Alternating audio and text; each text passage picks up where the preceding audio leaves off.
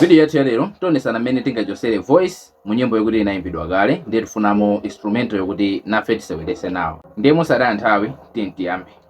Ndiye uyo ndi CapCut wathu ndiye tipanga new project. Kenako tisankha chithunzi kapena video poti CapCut amafuna kuti ukhale chithunzi kapena video. Kenako tipanga add. Tikapanga add kenako tipanga apa pa audio ndicho cholinga chokuti tisankheno kuti nyimbo tiyike iti. Kenako tipita pa sounds. Kenako tipanga apa.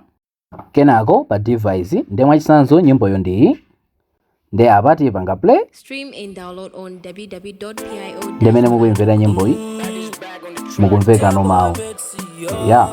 Ndiye chikonzo kuti tichoseno mawu amene isale video.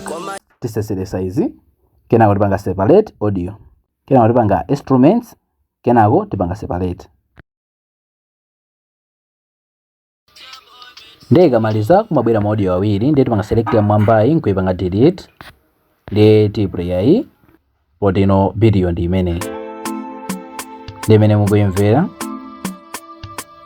ndiye kuti yachoka timaotiti. Yasalano ndi video kai.